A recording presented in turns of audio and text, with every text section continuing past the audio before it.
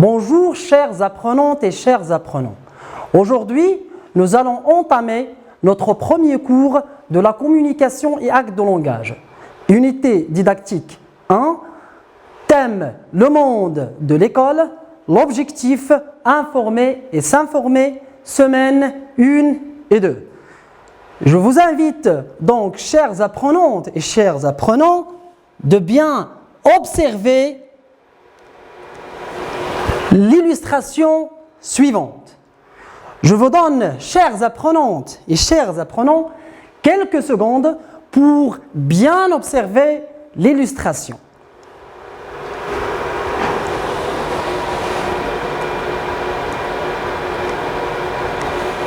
Maintenant, chères apprenantes et chers apprenants, veuillez répondre aux questions suivantes. La première question. Que vois-tu sur cette image? Que vois-tu sur cette image? La réponse, chers élèves, sur l'image figurent deux adultes, dont une femme et un homme, ainsi qu'une petite fille. Maintenant, chères apprenantes et chers apprenants, nous allons enchaîner avec la deuxième question. Qui peuvent être ces personnages? Qui peuvent être ces personnages? La réponse, d'après l'image, nous pouvons dire qu'il s'agit probablement d'une directrice d'école, d'un père et de sa fille.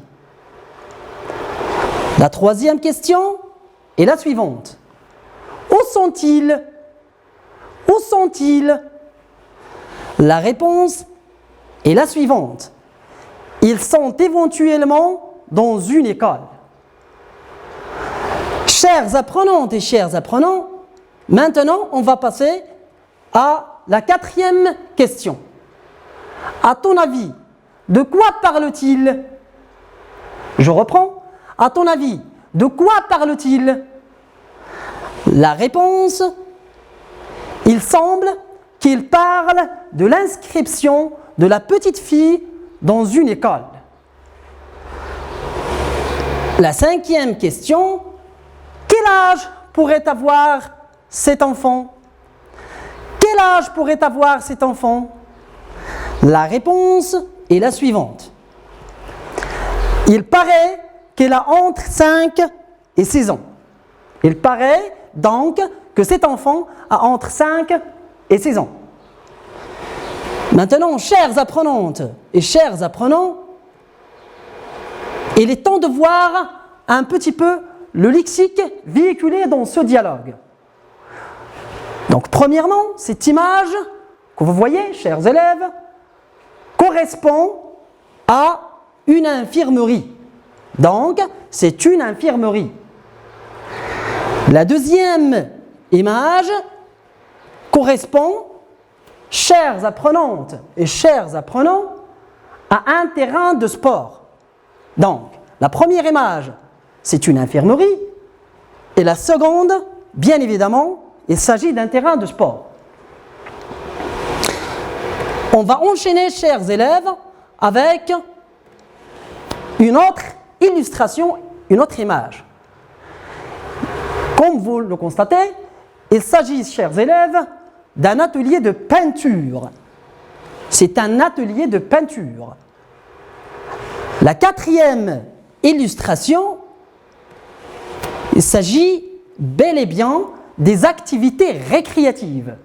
Ce sont des activités récréatives. Donc la première illustration, c'est un atelier de peinture. La deuxième, ce sont des activités récréatives. Maintenant, chères apprenantes et chers apprenants, je vous invite vivement à écouter attentivement le dialogue ci-dessous. Bonjour madame, j'aimerais inscrire ma fille Sarah dans votre école. Est-ce que je peux avoir des informations? Oui, avec plaisir. Quel âge a Sarah? Elle a 6 ans. Est-ce que vous habitez dans le quartier? Oui, nous habitons tout près de l'école. Combien d'apprenants avez-vous dans la classe de CP? Nous avons 28 apprenants par classe. Avez-vous une cantine et une infirmerie à l'école? Il n'y a pas de cantine à l'école. Nous avons une infirmerie. Vous avez des activités récréatives pendant leur demi-journée de libre? Oui, nous avons un atelier de peinture et un terrain de sport. Merci madame pour toutes ces informations. Sarah va se plaire dans votre école. Tu es la bienvenue Sarah. Je vous invite à visiter l'école. Merci madame. Il est temps maintenant de répondre aux questions suivantes. Après avoir écouté le dialogue, maintenant essayez de répondre à ces questions. La première question, qui accompagne la petite fille? La réponse, c'est le père qui accompagne la petite fille. La deuxième question, quelles informations la directrice a-t-elle demandé au papa? La réponse est la suivante. La directrice veut savoir si cette famille habite dans le quartier. La troisième question. Que veut savoir le papa sur l'école? La réponse est la suivante. Il veut premièrement savoir le nombre des apprenants dans cette classe de CP. Deuxièmement, si cette école a une cantine et une infirmerie. Et finalement, il se renseigne auprès de la directrice pour savoir si cette école dispose des activités récréatives pendant les demi-journées de libre. Je continue. La quatrième question. Combien d'apprenants y a-t-il dans la classe de CP? La réponse, dans cette classe de CP, il y a 28 apprenants. Nous enchaînons avec la cinquième question. Quelles sont les activités récréatives de l'école? La réponse est la suivante. Les activités récréatives de cette école sont celles de la peinture et celles du sport. La sixième et la dernière question. À la fin, que propose la directrice à Sarah? La réponse, elle lui propose de faire une visite à l'école. Je vous invite à écouter pour la troisième fois le dialogue. Bonjour madame, j'aimerais inscrire ma fille Sarah dans votre école. Est-ce que je peux avoir des informations? Oui, avec plaisir. Quel âge a Sarah? Elle a 6 ans. Est-ce que vous habitez dans le quartier? Oui, nous habitons tout près de l'école. Combien d'apprenants avez-vous dans la classe de CP? Nous avons 28 apprenants par classe. Avez-vous une cantine et une infirmerie à l'école? Il n'y a pas de cantine à l'école. Nous avons une infirmerie. Vous avez des activités récréatives pendant leur demi-journée de libre? Oui, nous avons un atelier de peinture et un terrain de sport. Merci madame pour toutes ces informations. Sarah va se plaire dans votre école. Tu es la bienvenue Sarah. Je vous invite à visiter l'école. Merci madame. Maintenant, je vous invite à bien observer ce dialogue Les moyens et les outils utilisés pour donner des informations sont soulignés d'un trait. Comme dans l'exemple, est-ce que je peux avoir des informations? Le moyen utilisé est la question commençant par est-ce que. Nous retrouvons le même moyen dans la réplique de la directrice. Est-ce que vous habitez dans le quartier? Est-ce que je peux avoir des informations? Est-ce que vous habitez dans le quartier? Mais nous pouvons également utiliser d'autres moyens et d'autres outils comme les interrogatifs tels que combien dans l'exemple, combien d'apprenants avez-vous dans la classe de CP? Nous pouvons également utiliser des tournures telles que avez-vous ou bien vous avez, comme dans la première réplique du papa, avez-vous une cantine et une infirmerie à l'école? Ou encore dans vous avez des activités récréatives pendant leur demi-journée de libre? Pour ce qui concerne le volet de donner des informations, on peut utiliser des expressions telles que oui, avec plaisir, ou encore oui, nous habitons tout près de l'école, ou bien pour savoir le nombre d'apprenants, nous avons 28 apprenants. Et bien sûr, avec la précision du nombre. Ou bien encore, il n'y a pas de cantine à l'école, pour donner une réponse négative. Mais aussi, nous pouvons dire, nous avons une infirmerie et un terrain de sport, pour donner une réponse affirmative. Ou encore, oui, nous avons un atelier de peinture et un terrain de sport. Maintenant, nous passons à cette illustration qui contient, comme vous pouvez le constater, 4 images. Donc nous avons dans cette illustration 4 images.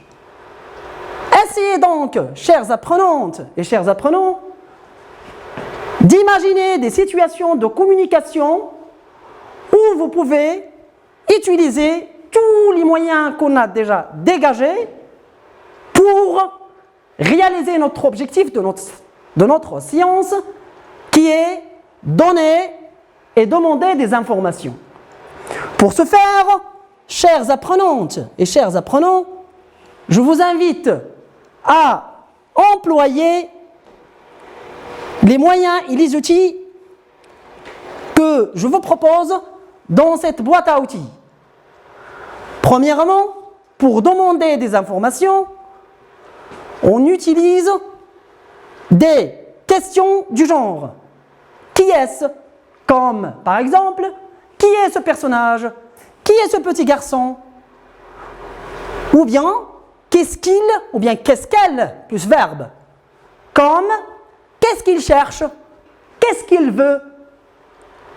Ou encore « Comment s'appelle la personne ?» Comme par exemple « Comment s'appelle ton voisin de table ?» Comment s'appelle ton professeur ou ta professeure? Ou encore, je veux savoir, comme dans l'exemple, je veux savoir une histoire, je veux savoir une blague, par exemple. Ou encore, peux-tu me dire, ou pouvez-vous me dire, comme dans les exemples, peux-tu me dire où se trouve ton école? Pouvez-vous me dire où se trouve ton établissement scolaire? Ou je voudrais avoir des informations sur, comme je voudrais avoir des informations sur ton programme de français.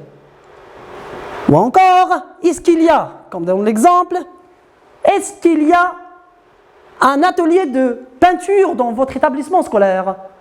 Est-ce qu'il y a un terrain de sport dans votre établissement scolaire. Ou encore, avez-vous, comme dans, avez-vous une cantine dans votre établissement?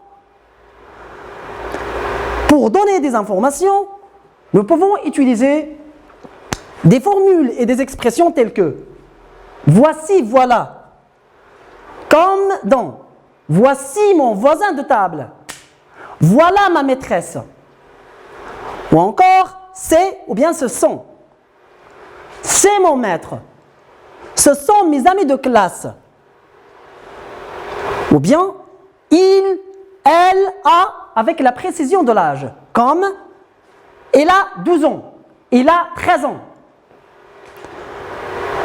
Nous avons, par exemple, nous avons une très grande école.